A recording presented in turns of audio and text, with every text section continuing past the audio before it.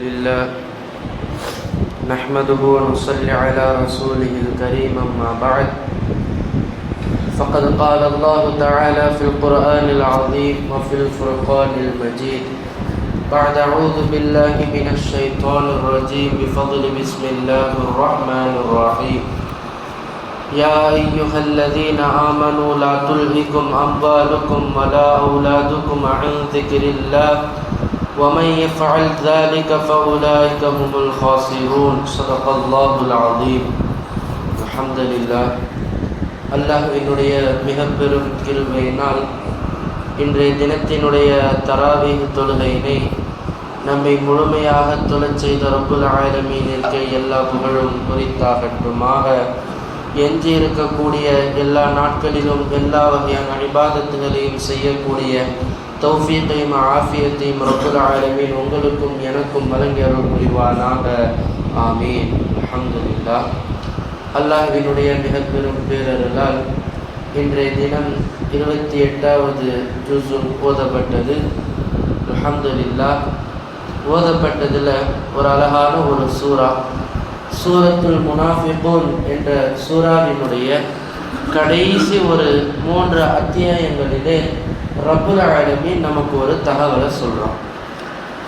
யா அய்யுஹல்லதீன ஆமனூ லா துல்ஹிகும் அம்வாலுக்கும் வலா அவுலாதுக்கும் அன் திக்ரில்லாஹ். ஓ ஈமான் கொண்ட விசுவாசிகளே, உங்களுடைய செல்வங்களும் உங்களுடைய குடும்பங்களும் உங்களுடைய பிள்ளைகளும் உங்களை அல்லாஹ்வினுடைய நினைவை விட்டும் திருப்பக்கூடியதாக நீ ஆக்கிவிட வேண்டாம். வமை எஃபஅல் ஸாலிக, ஒருவேளை அவ்வாறு நீ ஆக்கிக்கொள்ள அளவிற்கு நீ செய்துவிட்டால் ஃபஉலாயிக ஹுமுல் ஹாஸிரூன், நிச்சயமாக அவர்கள் நஷ்டமுடையவர்கள் என்பதாக ரப்புல் ஆலமீன் சொல்கிறான். இதை சொல்லிட்டு அடுத்த வசனத்தில் வஅன்ஃபிகு மிம்மா ரஸக்னாகும் மின் கப்ல் அன் யஅதிய அஹதகுமுல் மௌத். ஈமான் கொண்ட விசுவாசியே, நீங்கள் செலவு செய்யுங்கள், உங்களுடைய மௌத்திற்கு முன்னால் நீங்கள் உங்களுக்கு கொடுக்கப்பட்ட விஷயத்திலிருந்து நீங்கள் செலவு செய்யுங்கள் அப்படின்னு அல்லாஹ் சொல்கிறான்.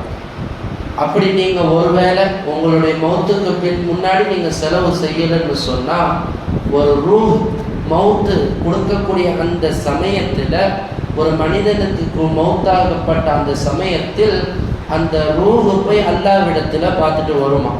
இதில் இவர் வச்சிருந்த செல்வத்துடைய நிலை என்ன அப்படின்றத அல்லாஹ்விடத்தில் பார்த்துட்டு வந்துட்டு அல்லாஹ்விடத்தில் தவணை கேட்குமா. யா அல்லாஹ், எனக்கு இன்னொரு முறை நீ வாய்ப்பை கொடு, எனக்கு திரும்ப ஒரு வாய்ப்பு கொடுத்தன்னு சொன்னால் எனக்கு உலகத்தில் இருக்கிற எல்லா செல்வத்தையும் நான் எல்லாத்தையும் தான தர்மம் செஞ்சுட்டு திரும்பவும் உன்கிட்ட சாலிஹான மனிதராக நான் வரேன்னு கேட்குமா. அப்போ அல்லாஹ் தஆலா சொல்லுவானா, வலன் யுஅக்கிரல்லாஹு நஃப்ஸன் இதா ஜாஅ அஜலுஹா, உங்களுக்கு ஒரு முறை தான் தவறை, திரும்பி உங்களுக்கு தவணை வழங்கப்பட மாட்டாதுன்னு சொல்லி இந்த இடத்துல அல்லாஹ் தஆலா ஒரு தகவலை சொல்கிறோம். அப்போ இதிலேருந்து நமக்கு தெரிய வருகின்ற மிக முக்கியமான ஒரு விஷயம் என்னன்னு சொன்னால், உலகத்தில் நம்ம சம்பாதிக்கலாம், தவறில்லை, சொத்து சேர்க்கலாம், தவறில்லை, அதுக்குன்னு ஒரு அளவு வரைமுறை இருக்குது. எப்போ அல்லாஹ்வினுடைய நினைவை விட்டும் உங்களை உங்களுடைய செல்வங்களும் உங்களுடைய குடும்பங்களும் திருப்புதோ அப்போ நீங்கள் அதை நிப்பாட்டிக்கணும். ஒருவேளை அப்படி நீங்கள் சம்பாதிச்சு சேர்த்து வச்சிருந்தீங்கன்னு சொன்னால் மரணத்திற்கு முன்னாலேயே நீங்கள் அதிலிருந்து என்ன வித தர்மங்களை செய்ய முடியுமோ நீங்கள் செஞ்சு முடிச்சிடணும்.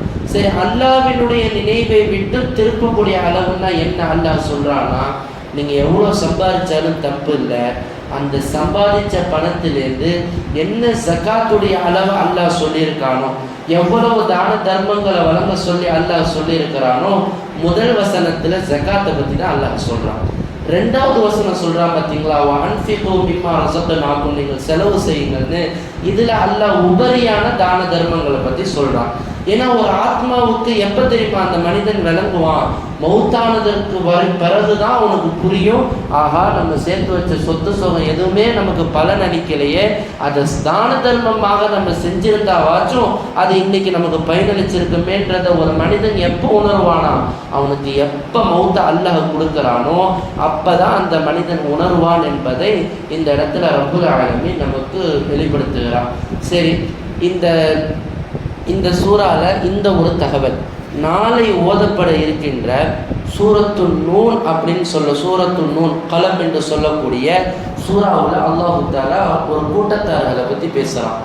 யாருக்கு செல்வம் வழங்கப்பட்டு அந்த செல்வத்தை மிஸ்கின்களுக்கு கொடுக்க மாட்டேன் அப்படின்ற அந்த கொடுக்கக்கூடாத எண்ணம் யாருக்கு இருக்குமோ அவங்கள பற்றி அல்லாஹ் பேசுகிறான்.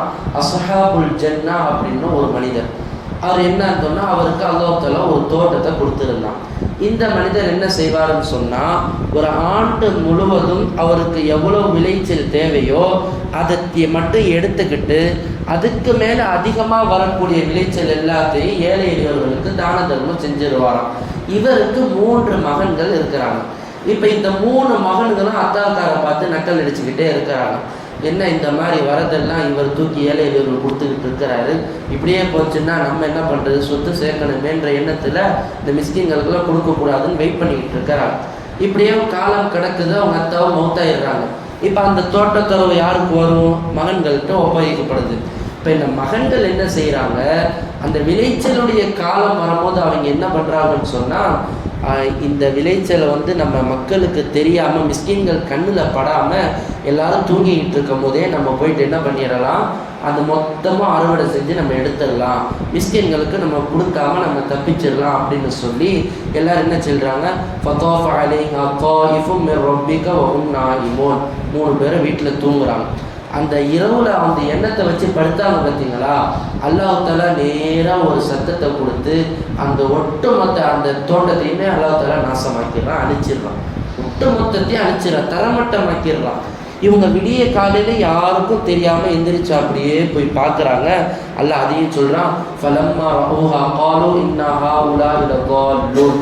அவங்க போய் பார்க்கும்போது நம்மளுடைய தோட்டத்துக்கு தான் வந்தோமா இல்லை வழி மாறி வந்துட்டோமான்னு சந்தேகப்படுறாங்க. அந்த அளவிற்கு அவங்களுடைய தோட்டத்துறவு அழிஞ்சு நாசமாக போய் கிடக்குது. அப்புறம் அட்ரஸ் பண்ணிடுறாங்க, ஆஹா நம்மளுடைய தோட்டம் தான் அழிஞ்சு போயிடுச்சு. கடைசியில் அவங்க சொல்கிறாங்க, பல் நஹ்னு மஹ்ரூமூன், நாம் எல்லோரும் நஷ்டமடைந்து விட்டோம், நாம் அல்லாஹ்விடத்தில் நஷ்டமடைந்து விட்டோம்னா அந்த 3 பேர் திருந்துறாங்க. இதை நாளை ஓதப்படுகின்ற வசனத்தில் அல்லாஹு தஆலா யாரிடத்தில் செல்வம் கொடுக்கப்பட்டு அதை செலவு செய்யாமல் எண்ணத்தில் இருக்காங்க பார்த்தீங்களா, முதல்ல அல்லாஹ் என்ன செய்வான்னா அவங்களுடைய செல்வத்தை அழிப்பான். செல்வம் வச்சுக்கிட்டே செல்வத்தை கொடுக்காம இருக்கிறவங்களுக்கு அல்லாஹ் ஒன்று செல்வத்தை அழிப்பான், 2வது என்ன தெரியுமா செய்வான், அல்லாஹ் அவர்களுடைய ஈமானை பிடுங்கிடுவான். எப்படி, சஅலபா அப்படின்னு சொல்லி ஒரு சஹாபி ஒரு பெருமானார் இடத்துல கேட்குறாரு, இந்த மாதிரி நான் ரொம்ப கஷ்டத்தில் இருக்கிறேன் யா ரசூலல்லாஹ், இந்த மாதிரி எனக்கு நிறைய செல்வத்தை கொடுக்க வேண்டி நீங்கள் அல்லாஹ்ட்ட துஆ செய்யுங்கன்னு கேட்குறாங்க. அப்போ பெருமானார் ஸல்லல்லாஹு அலைஹி வஸல்லம் சொல்கிறாங்க, உனக்கு நீ இப்படி ஏழையாக இருக்கிறது தான்ப்பா நல்லது, செல்வந்தரால நீ ஆக வேணான்னு ஸல்லல்லாஹு அலைஹி வஸல்லம் சொல்கிறாங்க. அப்போ அவர் சொல்கிறார், இல்லையா ரசூலல்லாஹ், நான் செல்வந்தர் ஆகிட்டா கண்டிப்பாக கரெக்டாக ஜகாத்தை கொடுத்துருவேன், தான தர்மம் நான் செஞ்சிருவேன்னு சொல்லி வாக்குறுதி அளிக்கிறார். திரும்ப திரும்ப இப்படியே கேட்கறதுனால பெருமானார் ஸல்லல்லாஹு அலைஹி வஸல்லம் ஒரு வாட்டி கேட்குறாங்க, சரிப்பா நான் துஆ செய்வேன், அது நிச்சயமாக கபூலாயிடும், நீ கண்டிப்பாக ஜகாத்தை கரெக்டாக ஒப்படைச்சிடணும்னு சொல்லி பெருமானாரும் துஆ செய்கிறாங்க. துஆ செஞ்ச மாதிரி அது கபூலாக்கப்படுது. அவரும் கொஞ்ச காலத்திலே பெரிய பணக்காரராக மாறிடுறார். இப்போ பெருமானார் என்ன செய்கிறாங்க, ஜகாத்தை வசூல் பண்ணுறதுக்காக ஒரு சஹாபியை அனுப்புகிறாங்க. போய் பார்த்தா இவர் ஜகாத்தை கொடுக்க மறுக்கிறாரு. சஹாபி திரும்ப வராங்க, இந்த மாதிரி என்னன்னு கேட்கும்போது இல்லை அவர் ஜகாத்தை கொடுக்கல. திரும்பவும் அனுப்புகிறாங்க. இப்படியே ஒரு 3-4 முறை வருஷம் அனுப்பிக்கிட்டே இருக்கிறாங்க. அவர் என்ன செய்கிறாரு, ஜகாத்தை கொடுக்கல. திரும்ப அவருக்கு என்ன ஆகிடுது, சரி ஆகா இத்தனை நாள் நம்ம வாக்குறுதி அடித்து செய்யாமல் இருந்துட்டோமே, சரி ஜக்காத்தை கொடுத்துருவோன்னு சொல்லி ஜக்காத்தை எடுத்துகிட்டு ஸல்லல்லாஹு அலைஹி வஸல்லம் வராங்க. ஸல்லல்லாஹு அலைஹி வஸல்லம் ஜக்காத்தை வாங்க மாட்டேன்னு சொல்லிட்டாங்க. இப்போ ஜக்காத்தை வாங்க மாட்டேன்னு சொல்லிட்டு கொஞ்ச நாள்லேயே பெருமானாரும் மௌத்தாயிடுறாங்க. அதுக்கு பிறகு அபூபக்கர் ரலியல்லாஹு அன்ஹுடைய ஆட்சி காலம் வருது. அப்போ செல்வத்தை எடுத்துகிட்டு வராரு, ஜக்காத்தை எடுத்துகிட்டு வராரு, நாங்கள் எடுத்துக்கங்க. அப்போ அவங்களும் சொல்லிட்டாங்க, அல்லாஹ்வுடைய தூதரே உன்னிடத்துல ஜக்காத்தை வாங்காத போது நானும் வாங்க மாட்டேன்னு மறுத்துடுறாங்க. பிறகு உமர் ரலியல்லாஹு காலத்தில் வராங்க. அப்பயும் உமர் ரலியல்லாஹு என்ன செஞ்சிடறாங்க, பெருமானாரும் வாங்கலை, அபூபக்கரும் வாங்கலை, நானும் வாங்க மாட்டேன், வாங்க முடியாதுன்னு அனுப்பிடுறாங்க. அடுத்து மறுபடியும் உஸ்மான் ரலியல்லாஹு காலத்தில் திரும்ப வராரு. உஸ்மான் ரலியல்லாஹு என்ன செய்கிறாங்க, மன்னிச்சு ஏற்றுக்கிறாங்க. சரிப்பா போய் உன் ஜக்காத்தை எடுத்துட்டு வான்னு சொல்கிறாங்க. இவர் வீட்டில் போய் ஜக்காத்தெல்லாம் எடுத்துக்கிட்டு வராரு. வர வழியிலே மௌத்தாயிடுறாரு. இந்த மௌத்து இருக்குது பார்த்தீங்களா, இந்த ஜக்காத்தை கொடுக்காமல் இங்கே எடுத்து இங்கே கிடைத்த அவருடைய மௌத்து இருக்குது பார்த்தீங்களா, இது ஒரு முனாஃபிக்குடைய மௌத்து என்பதாக, அவருடைய ஈமான் பறிக்கப்பட்ட நிலையில் அவர் மௌத்தடைஞ்சார் என்பதாக வரலாற்றில் நமக்கு பாடம் கற்றுப்பெற்றது. என்றால் யாரிடத்தில் செல்வம் இருந்தும் செலவு செய்யாமல் இருக்கிறார்களோ அவர்களுடைய செல்வத்தை அளிப்பான், அவர்களுடைய ஈமானை அல்லாஹ் பறிப்பான். நம்ம ஒரு விஷயத்தை நல்லா விளங்கணும். நம்ம எவ்வளோ நம்ம சேர்த்து வைக்கிறோமோ அது நம்மளிடத்துல இருக்கிற சேவிங்ஸ் கிடையாது.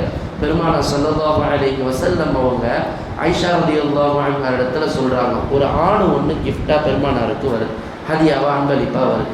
பெருமானார் என்ன பண்ணுறாங்க, ஆயிஷா ரலியல்லாஹுட்ட இந்த இருக்கிற ஆடை மொத்தமும் ஏழைகளுக்கு பங்கு கொடுத்துருன்னு சொல்லிட்டு வெளியில் போயிடுறாங்க. ஆயிஷா ரலியல்லாஹு என்ன செய்கிறாங்க, எல்லா பார்ட்ஸாக பிரித்து எல்லாருக்கும் கொடுத்துட்டு பெருமானார் ஸல்லல்லாஹு அலைஹி வஸல்லம் அவங்க ஆட்டினுடைய முன்சப்பையை விரும்பி சாப்பிடுவாங்க, அதை மட்டும் எடுத்து வச்சிடுறாங்க. பெருமானார் போயிட்டு திரும்ப வீட்டுக்கு வந்து கேட்குறாங்க, என்னம்மா இந்த மாதிரி இந்த ஆடு வந்துச்சு, என்ன பண்ணல, திரும்பி கொடுத்துட்டியா? அப்போ ஆயிஷா ரலியல்லாஹு சொல்கிறாங்க, எல்லாத்தையும் கொடுத்துட்டேன் யா ரசூலல்லாஹ், உங்களுக்கு பிரியமான இந்த முன்சப்பையை மட்டும் நான் எடுத்து வச்சுட்டேன் அப்படின்னு சொல்லும் போது பெருமானார் ஸல்லல்லாஹு அலைஹி வஸல்லம் அவங்க சொன்னாங்க, நீ எதை மற்றவர்களுக்காக வேண்டி அள்ளி கொடுத்தாயோ அதுதான் நமக்கானது, எது நமக்கான வேண்டி நீ எடுத்து வைத்தாயோ இது அழிஞ்சு போகக்கூடியது, எனவே நீ எடுத்து வச்சிருக்கிற இது அழியக்கூடிய வஸ்து என்பதாக பெருமானார் ஸல்லல்லாஹு அலைஹி வஸல்லம் அவர்கள் ஒரு ஆட்டு இறைச்சியை வைத்து நமக்கு உதாரணம் காட்டினார்கள். அதே போல் இது ஒன்று, இருக்கிற செல்வத்தை எதை நீங்கள் கொடுக்குறீங்களோ அதை அல்லாஹ் உங்களிடத்துல இருப்பாக வைப்பான். அதே மாதிரி கொடுக்குற செல்வத்தை சிறந்ததாக கொடுக்கணும். அப்படி இருக்கிறதுலே மட்டமானது, இருக்கிறதுலே இதாகி போகிறத நீங்கள் கொடுக்கக்கூடாது. அபூதர் ரலியல்லாஹு அன்ஹு அவர்களுடைய வாழ்க்கையில் நடந்த ஒரு சம்பவம். அவங்க வீட்டில் உறவினர்கள் வராங்க. வரும்போது பணியாளர் இடத்துல சொல்கிறாங்க, இருக்கிறதுலே ஒரு நல்ல ஒட்டகத்தை எடுத்துட்டு வா, அதை சமைச்சு விருந்து வை அப்படின்னு சொல்கிறாங்க. இவர் பணியாளர் போய் என்ன பண்ணுறாரு, இருக்கிறதுலே மெலிஞ்ச ஒரு ஒட்டகத்தை எடுத்துகிட்டு வந்துடுறாரு. இப்போ மெலிஞ்ச ஒட்டகத்தை எடுத்துகிட்டு வந்த உடனே கேட்குறாங்க, நான் எனக்கு ஏன் நீ இவ்வளோ பெரிய துரோகம் செஞ்ச, நான் உன்னிடத்துல நான் என்ன சொல்லி அனுப்புனேன்? அப்போ அவர் சொல்கிறாரு, இல்லை இந்த மாதிரி பெரியவரே, நான் இந்த மாதிரி அங்கே போய் பார்த்தேன், மெலிந்த ஒட்டகத்தை நம்ம விருந்து வச்சு கொடுத்துடலாம், அந்த இந்த தடித்த ஒட்டகம் என்னைக்காவது ஒரு நாள் உங்களுக்கு தேவைப்படுமே அப்படின்னு சொல்லும் போது அவங்க சொல்கிறாங்க, இந்த உலகத்தில் இருக்கக்கூடிய தேவை எனக்கான தேவை கிடையாது, நாளை மறுமையில் இருக்கக்கூடிய தேவை தான் எனக்கு மிக முக்கியமான ஒரு தேவை, அந்த ஒரு தேவையை நீ நிறைவேற்றாமல் எனக்கு நீ இந்த துரோகம் செஞ்சுட்டேன்னு சொல்லி அபூதர் ரலியல்லாஹு அன்ஹு சொல்கிறாங்க. அப்போ இந்த உலகத்தில் நீங்கள் மற்றவர்களுக்காக செலவு செய்கின்ற விஷயத்தில் நீங்கள் எந்த அளவிற்கு அழகான முறையில் நீங்கள் அதை எடுத்து கொடுக்குறீங்களோ அதுதான் உங்களிடத்தில் இருப்பாக இருக்குமே தவிர நீங்கள் உங்களுக்காக தின்னு அழிக்கிறீங்க பார்த்தீங்களா, இது உங்களிடத்தில் இருக்காது என்பது இந்த சம்பவம் எல்லாம் நமக்கு உணர்த்துது.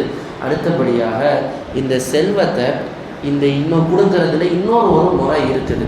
இப்னு முபாரக் ரஹ்மத்துல்லாஹி அலைஹின்ற ஒரு இமாம், அவங்களிடத்தில் ஒரு மனிதர் என்ன செய்கிறாரு, நேராக வந்து எனக்கு ரொம்ப கஷ்டமாக இருக்குது, அதனால் ஒரு 700 பொற்காசுகள் எனக்கு கொடுங்க அப்படின்னு சொல்லி கேட்குறாரு.